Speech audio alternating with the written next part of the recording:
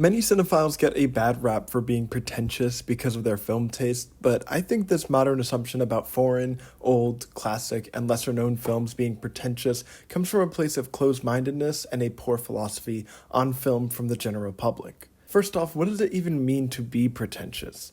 Somebody who is pretentious means that they think they're better, more intelligent, or more important when they don't actually earn any of that. So don't get me wrong, there are plenty of film people that are extremely pretentious. I went to film school, so I had class with some of the most annoyingly pretentious people you could ever meet. But I think the general perception of cinephiles is clouded by that vocal minority, so if you actually spend time with most cinephiles, they are rarely ever pretentious. My favorite director is Andrei Tarkovsky, who is kind of the poster child for pretentiousness. His films are slow, methodical, poetic, and pretty inaccessible to the average moviegoer.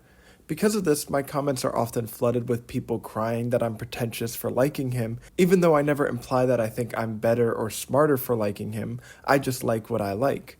People seem to believe that simply enjoying something unique is a form of pretentiousness, and not liking the main well-known films is simply trying to be different. America has been a massive exporter not just of physical goods, but of arts and culture too. And this exportation of the arts helps just as much as the other goods in establishing and continuing American hegemony, especially during the 20th century. After the World Wars, most of the world was decimated.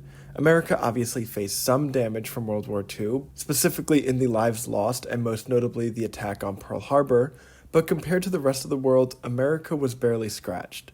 The war itself was happening mostly in Europe and the Pacific, absolutely destroying the buildings and infrastructure, killing and displacing the people, both soldiers and citizen. Rebuilding after the wars, both physically and culturally, was easier for the mostly intact United States, with America's relative isolationism and racist American ideals like American exceptionalism, Manifest Destiny, and America First have created a culture that only focuses and embraces itself, disregarding the cultures and peoples of other nations. Because of this culture of American exceptionalism, many Americans don't find the value in exploring the arts of other countries.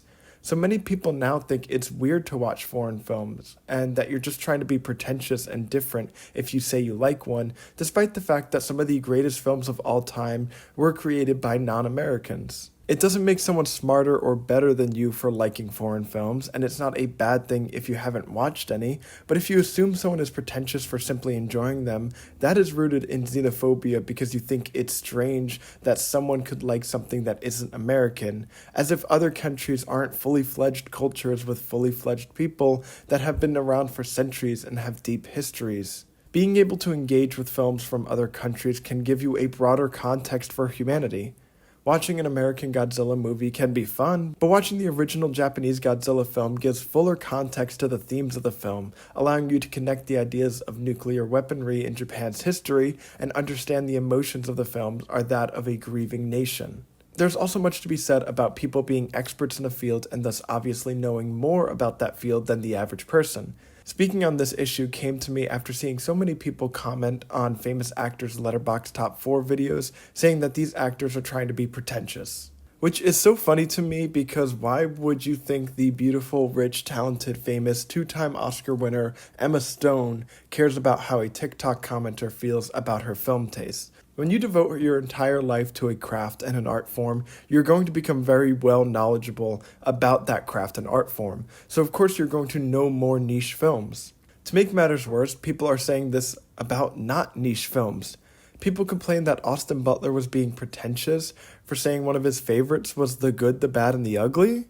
The Good, the Bad, and the Ugly is like a quintessential dad movie. It was a massive financial success and a cultural landmark, being referenced in literally every form of media ever. Even if you've never seen the movie, you know the references. The Good, the Bad, and the Ugly is an extremely accessible and widely beloved movie and literally not pretentious in any way, so this just feels like these commenters believe any movie that they haven't heard of is pretentious. But also, if you haven't heard of The Good, the Bad, and the Ugly, then you've probably only seen like 5 movies total. But this isn't about how many movies you've seen, it's about your reaction to new movies. This sentiment of disregarding older, foreign, or any movie you haven't heard of is very anti-art and saddening to watch as we spiral towards fascism that actively minimalizes the importance of art. I think now more than ever it's important to embrace art and stay curious. Explore the endless worlds of cinema. Of course, you can love Spielberg and Nolan. They are extremely talented directors who make great films, mostly. But if you restrict yourself to that box, then you'll miss out on the wide range of human expressions that can be found in cinema. If you only stick with those types of well-known filmmakers, you'll never be able to experience the one-of-a-kind films like Hausu, or experience the cultural differences in films like watching a Yasujiro Ozu film.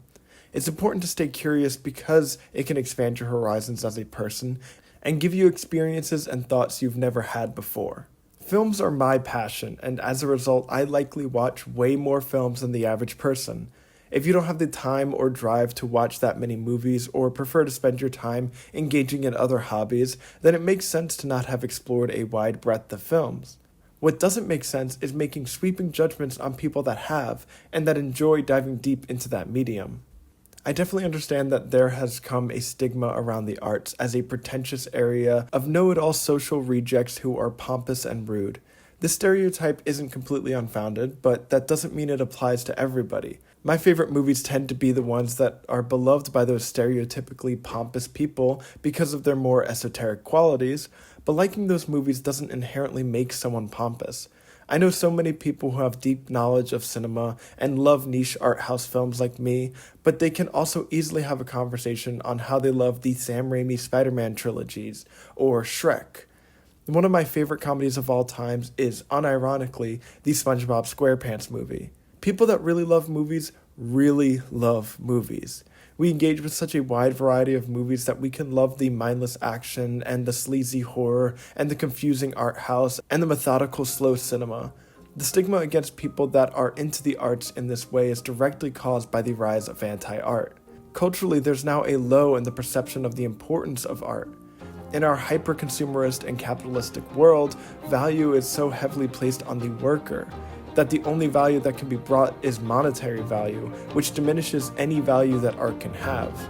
But art allows us to express the deepest parts of our humanity and bring meaning to our lives in our repetitive, Sisyphus lifestyles. Now more than ever, we should explore the arts deeply.